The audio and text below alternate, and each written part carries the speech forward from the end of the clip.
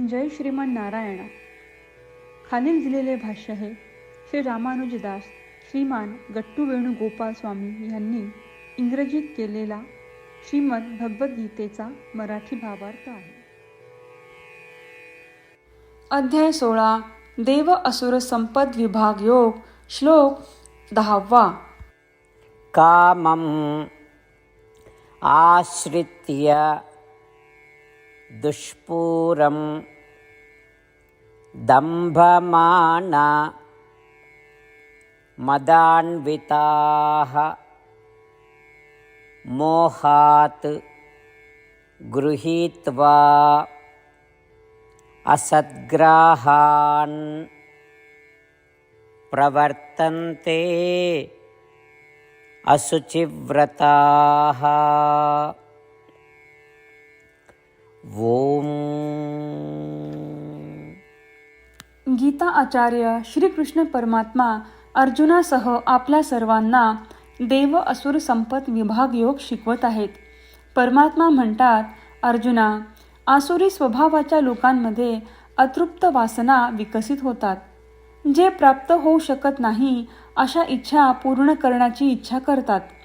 त्यांच्यात दांभिक स्वभाव, अभिमान आणि अहंकार असतो. ते चुकीच्या शिकवणींचे पालन करतात. अन्यायाने कमाई करून, शास्त्रात सांगितलेले नाही ते करून ते अशुद्ध बुद्धीने वागतात.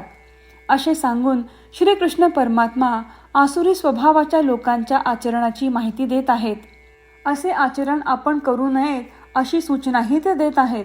म्हणून श्रीकृष्ण परमात्म्यांना न आवडणारे आसुरी गुण, आसुरी प्रवृत्ती आणि वाईट वागणूक यापासून मुक्त होण्याचा सतत प्रयत्न करून आपले मन श्रीकृष्ण परमात्म्यांशी किंवा श्रीमन नारायण यांशी एकरूप होईल अशा प्रकारे आपल्या जीवनशैलीत आपण सुधारणा करून आणि तेच आपल्या जीवनाचे ध्येय बनवूयात. श्रीमन नारायण यांची प्राप्ती करणे आणि केवळ श्रीमन नारायण यांचा आश्रय घेणे हेच जीवनाचे ध्येय बनवून आपण श्रीकृष्ण परमात्म्यांचे शब्द जसेच्या तसे श्लोकाच्या रूपात पुन्हा सांगण्याचा प्रयत्न करूया. काममाश्रित्य दुष्पूरं दम्भमानमदान्विताः मोहात् गृहीत्वा असद्ग्राहान् प्रवर्तन्ते असुचिव्रताः. श्रीमद भगवद्गीतेचे संपूर्ण सार श्रीकृष्ण परमात्म्यांनी अध्याय 18 श्लोक 65 ते 70 मध्ये 8 गोष्टी करण्यासाठी दिल्या आहेत. श्रीकृष्ण म्हणतात, जे या 8 गोष्टींचे पालन करतात ते मला आवडतात. मी त्या भक्तांचे सर्व प्रकारे रक्षण करीन. श्रीकृष्ण परमात्म्यांनी सांगितलेली सर्व भगवद्गीता ऐकल्यानंतर अर्जुन म्हणतो, करिष्ये वचनम तव. अर्थात श्रीकृष्णा, तुम्ही सांगताल तसेच मी करीन. म्हणूनच श्रीकृष्णांनी अर्जुनाला सर्व प्रकारचे यश आणि विजय बहाल केले आहेत. परमात्म्याला आपले वचन देऊया की आपण या 8 क्रिया पाळू. परमात्म्याला हा शब्द देण्यापेक्षा मोठी कोणतीही पूजा, तप, यज्ञ नाही. ह्या 8 क्रियांचा तुम्ही सर्वांनी मनाने विचार करा असे मी म्हणेन. अशा प्रकारे आपण श्रीकृष्ण परमात्म्याला आपले वचन देत आहोत. आपण सर्वांनी श्रीकृष्णाच्या चेहऱ्याचा आनंद आणि सुख अनुभवूया. जय श्रीमन नारायणा.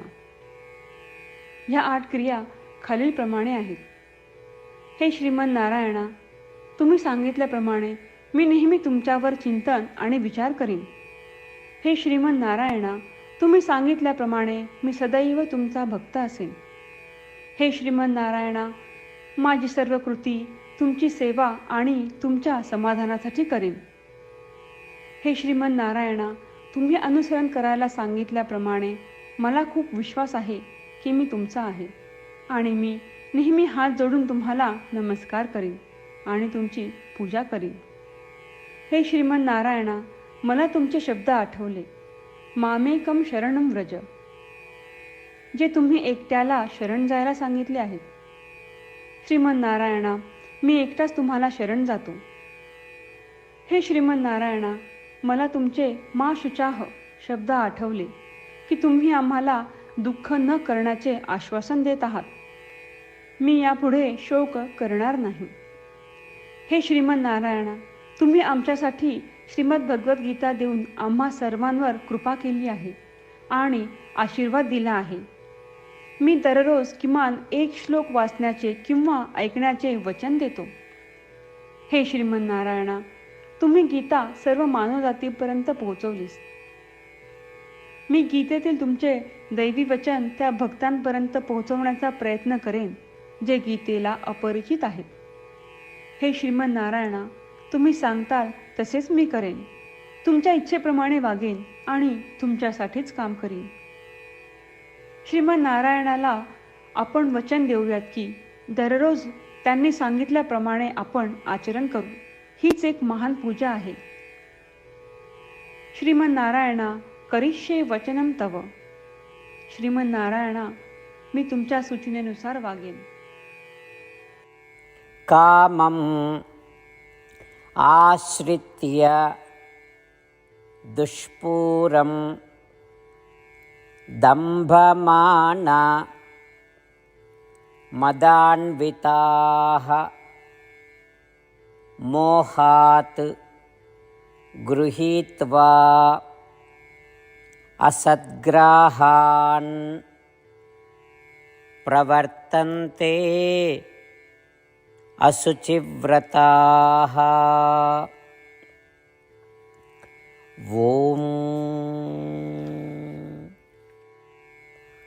काममाश्रित्य दुष्पूरं दम्भमानमदान्विताः मोहात् गृहीत्वा असद्ग्राहान् प्रवर्तन्ते असुचिव्रताः.